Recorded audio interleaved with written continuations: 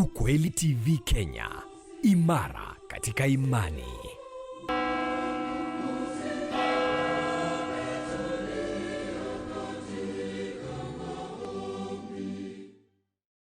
How well do you know the Catholic Church?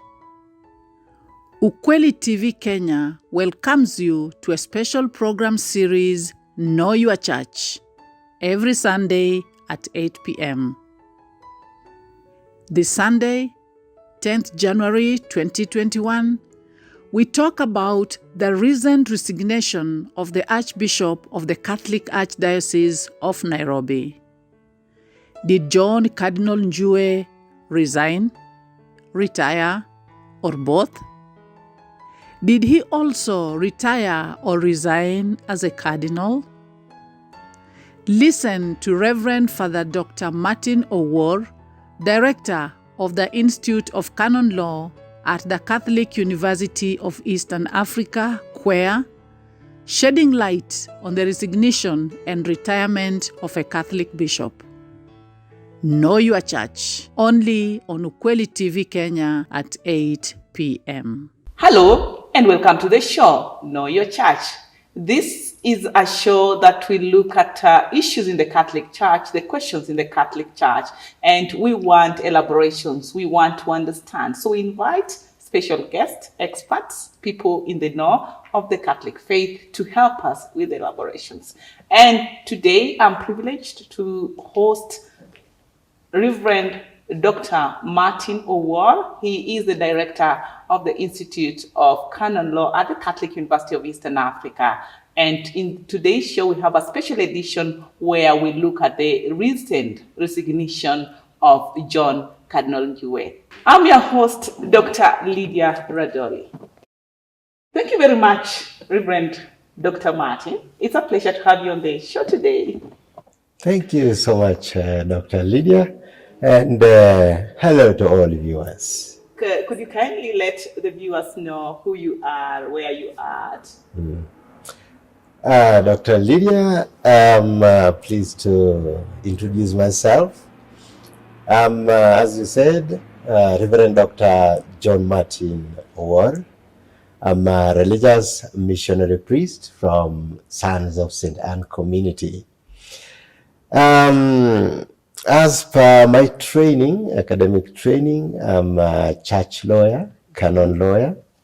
I also trained in civil law, but predominantly I am more specialized in church law.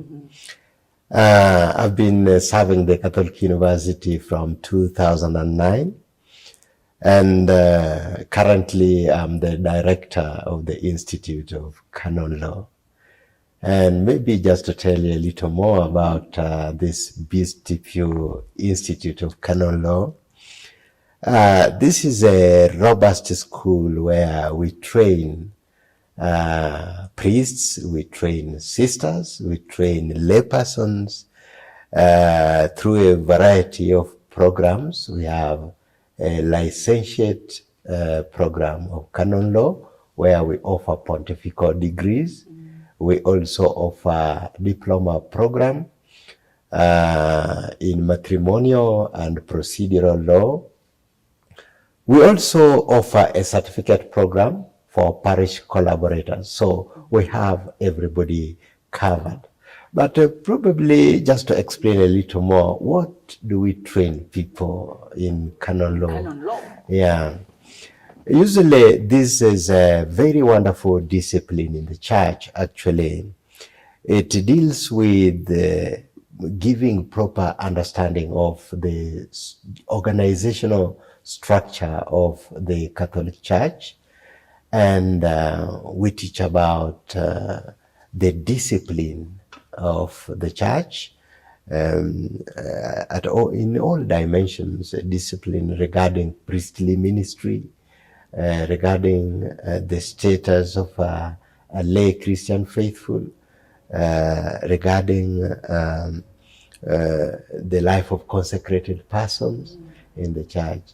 And we also teach about ecclesiastical offices and how to manage them effectively. we teach about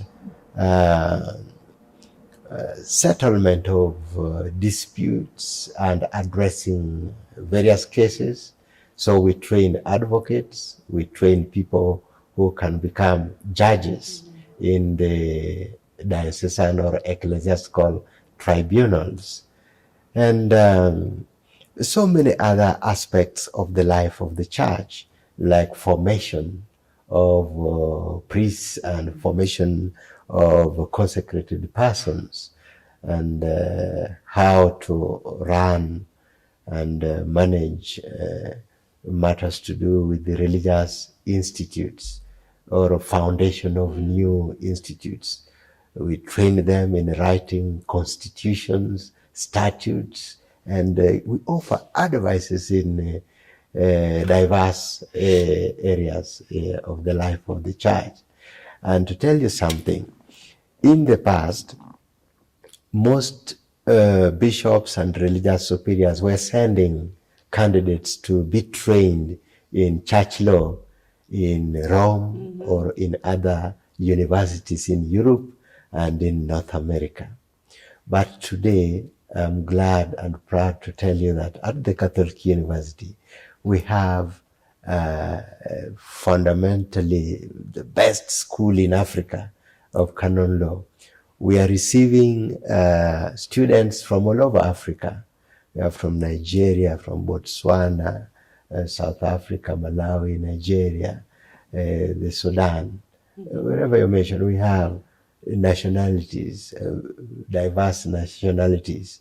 And today, many students even choose to travel from Europe to come to study canon law at the Catholic University. So we offer the best. It's a privilege. It's really a privilege to know that we have this great depth focus on canon law. And that's why we are privileged to have you on the show today. And as I had mentioned, today our main focus is to look at the resignation of John Cardinal Njue, who was announced early this week. That's on 6th of January. And we are going to have a step of issues, series, and questions to ask that. But today, to start us today, this announcement was made public by from Vatican by the Pope Francis. And so, as part the publication or the information that was said, the resignation has been accepted. And so the first question that I have for you, is it a retirement? Is it a resignation? How do we term it in the Catholic Church?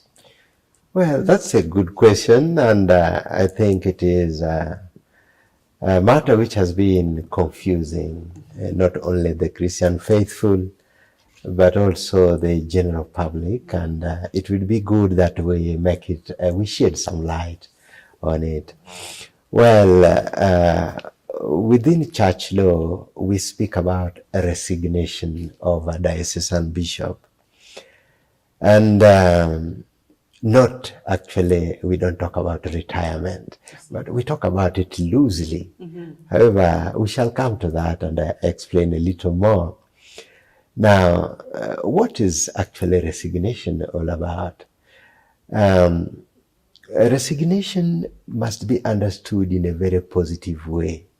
Even if people are trying to understand it somehow in a negative way, like the way I heard people talking about some paper talked about the Pope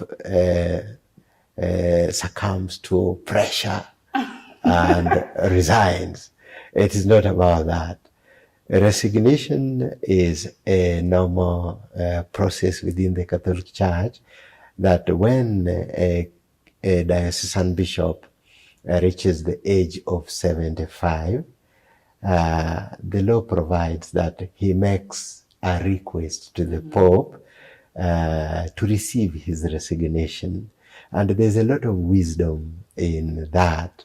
It is actually a voluntary act of the bishop to request the Holy Father who appointed him to let him cease from running the affairs of the diocese at the age of 75. And the prudence is that it's really natural that at 75, the alertness and the energy that is required in running the affairs of the diocese begin to somehow drop. That is really natural. And in the wisdom of the Catholic Church, which the bishops have embraced since time immemorial, and also provided in the canon law, and it's also provided in the canon law, they make this request. Actually, many bishops even make this request before they reach the age of 75. That's a very interesting perspective. Yeah. So you say the canon law provides that one has to reach the age of 75 to make to apply for resignation. But what could be other reasons other than reaching that limit of age? Yeah, there could be also other reasons. For example, if the bishop is affected by some ill health, let us talk about he's suffering from dementia or some other physical ailment which is not allowing him to exercise effectively his ministry, he may offer this resignation. Sometimes it could be perhaps a moral problem that may not allow the bishop to run his ministry with that full authority, and he feels it would be better probably to resign. However, the predominantly is about the age or illness. Yeah, and I like when you say that the wisdom of the church. So these are processes that are well-founded and they're well structured within the church. Exactly. However, then why are there also references to retirement and not resignation? What is the difference? Well, now that brings us to discuss a little more about retirement. I say, well, the term is used but loosely. We don't actually use it in canon law, but in the ordinary talk, it's used quite often. But strictly speaking, a bishop actually does not retire. Yeah, a bishop does not retire. He only ceases to exercise technically what we say to exercise the power of jurisdiction, which is held in that office, and in a very simple way, he ceases to exercise the affairs, to undertake the daily affairs of running the diocese. However, he does not cease to be a bishop. He's still a bishop. The ministry of a bishop is actually described, well rooted in the document of the church on the pastoral ministry of bishops, Christus Dominus, number 21. It tells us that the ministry of a bishop is a ministry of love. It is a ministry of service. That actually does not end with the resignation of the bishop. The diocesan bishop may cease to run the affairs of the diocese, but as an emeritus, he retains some affectionate bond with the diocese. And like Christ, he continues to serve significantly in very many other ways. He's still a teacher. He preaches the word of God in various capacities. He's still a sanctifier. He celebrates the sacraments whenever it is necessary. He's still a leader because he offers wise counsel to the church whenever it's necessary. So when we speak strictly, therefore, bishop does not retire. He doesn't retire. But interestingly, I know, and faithfuls and many who are not of the knowledge of the Catholic Church are asking, so what happens to Cardinal John Njue? Is he going to somewhere to stay, secluded from the church? How are we going to refer to him? What is going to happen to a Cardinal? Those are just interesting questions that we are seeing out there. Yeah. So it happened that the Archbishop of Nairobi, also had the title of a cardinal. So we have to separate somehow the two things. As a cardinal, the Cardinal Njue, His Eminence Njue, remains with his title of cardinal. And as a cardinal, he has certain proper functions proper to cardinals, which is well defined in law. I could share with you, if you so wish. I could mention a few of them. In a layman's language. In a layman's language, okay. Yeah. Okay, well, cardinals, once they are appointed, or in the canonical language, you say they are created by the Pope, they become an advisory body to the Pope in his ministry as the shepherd of the universal church. They advise the Pope in so many matters concerning the life of the church whenever he so wishes. And also cardinals play a significant role in the administration of the universal church.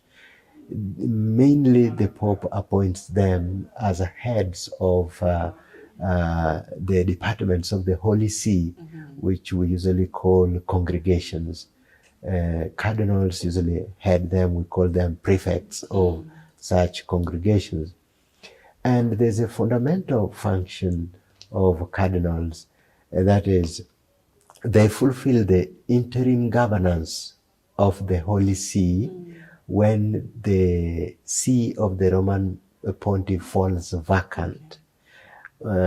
In such events, when the Pope dies, the cardinals are the ones who take over the interim governance, and then they prepare for the election of a new Pope.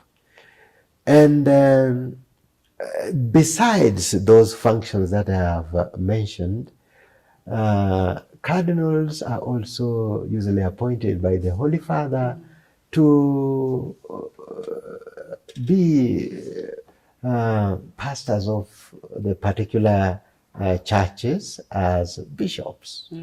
That is the situation of the Archdiocese of Nairobi, where he is a cardinal with all his other functions, but he is also the bishop, the Archbishop of Nairobi. Of Nairobi. Yeah. So what happens now is that the cardinal will remain with his title as cardinal and his functions as cardinal. But as the Archbishop of Nairobi, he ceases from the day-to-day running of the affairs. So that's the active duties. The active duties, he will cease from that. And with his resignation, actually, the see fell vacant of the Archdiocese of now Nairobi. that you bring that, so we have a vacant seat at the Archdiocese of Nairobi, and in some circumstances, this has happened also. This is not the first case it's happening. So we have, what happens? Who replaces the cardinal then? That's the question that we can discuss. Yeah, well, under normal circumstances, canon law mandates the appointment of interim diocesan administrator when the diocesan see falls vacant. And a diocesan administrator may be appointed in two ways.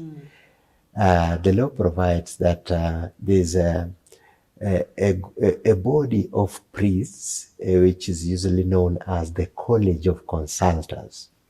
Usually it is formed of about 6 to 12 priests who are appointed by the bishop when he's still active in his see. Now, this body is mandated with appointing a cleric, a priest or a bishop to take over the administration, the interim administration of the diocese, in the meantime awaiting the provision of the Pope, a new appointment. But the appointment can also be made directly by the Pope. In which way? When the Pope may appoint either a priest or a bishop to take over the interim administration of the diocese. And when the Pope appoints an administrator of the diocese, he is given the name Apostolic Administrator. When it is the College of Consultors who appoint, they are just called Diocesan Administrator. Now, an Apostolic Administrator, of course, now governs the diocese in the name of the Pope. Practically, the administrator will have the same obligations and powers of a diocesan bishop, although the law will put some limitations. Which are some of these limitations? Some of those, I can mention a few of them, like a diocesan administrator may not freely issue letters of authorizing ordination of new priests and deacons without the consent of the College of Consultors. So we need a College of Consultors to give, make the decision, to give consent, and then the administrator can proceed to issue the authorization for ordination of a deacon or a priest for the archdiocese. But the law allows that after 1 year from the time the see fell vacant, then the administrator could make the appointment without the necessarily asking for the consent of the administrators. But 1 year before that, he has always to ask for this consent. Then there are other limitations. For example, he is not allowed to appoint parish pastors, or usually we call them parish priests. The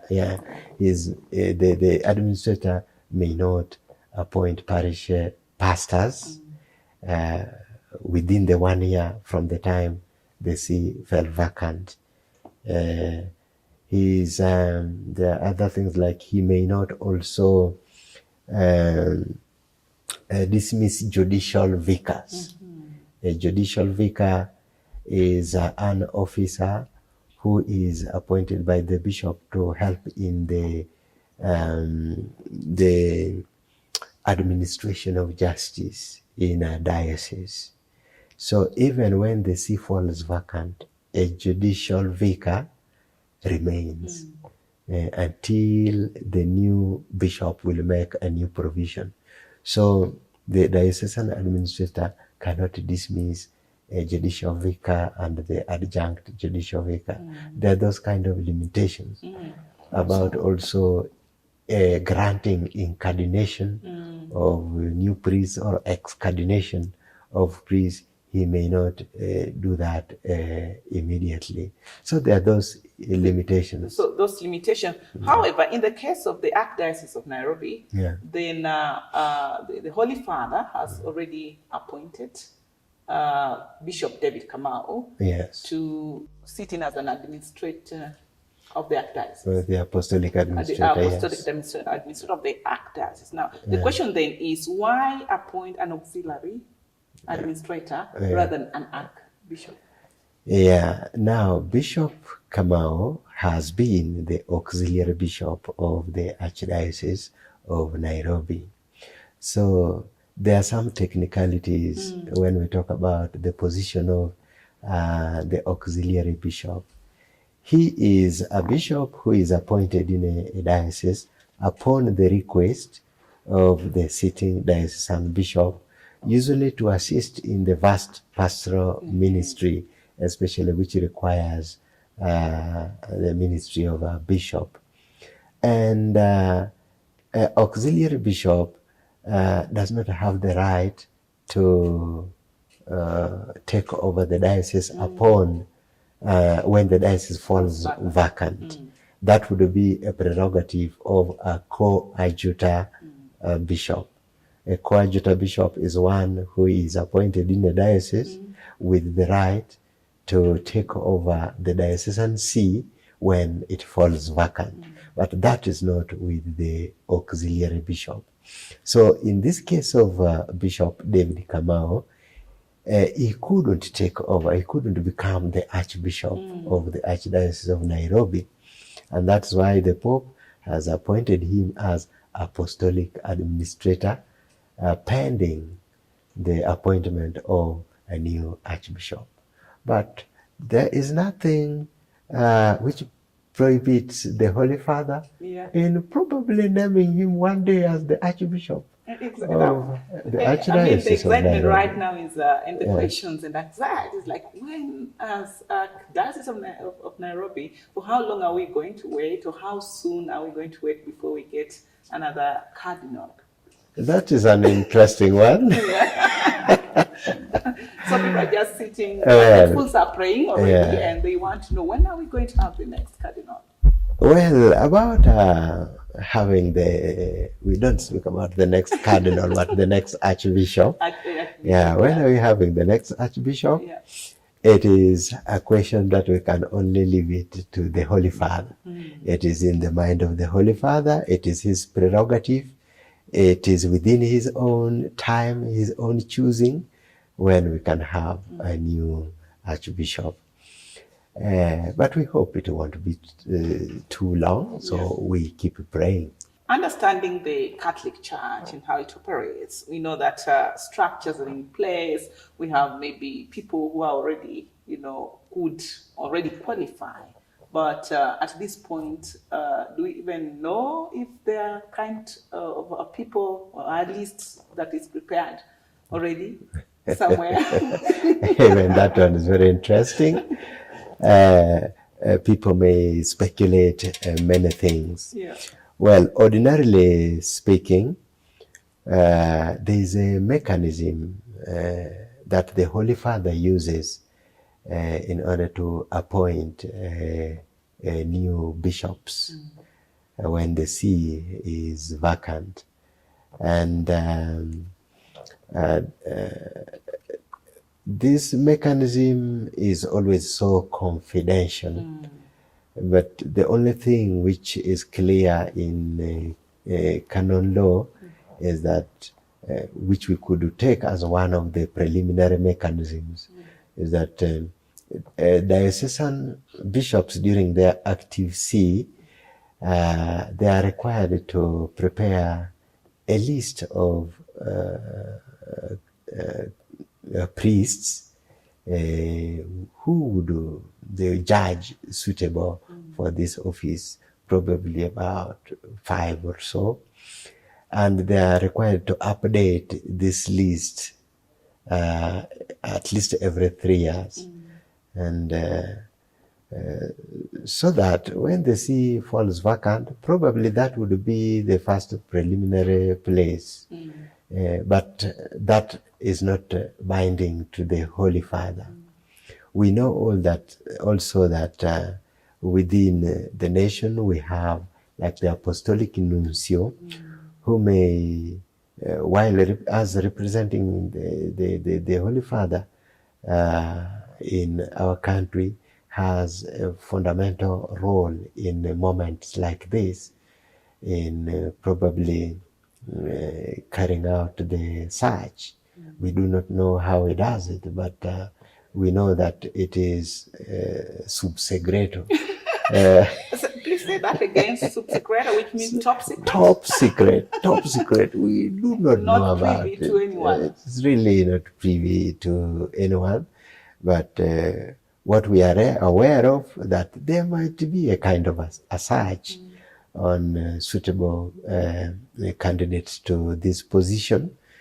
And from my canonical knowledge, I know that the nuncio also then may pass probably this list which he draws up from the nation.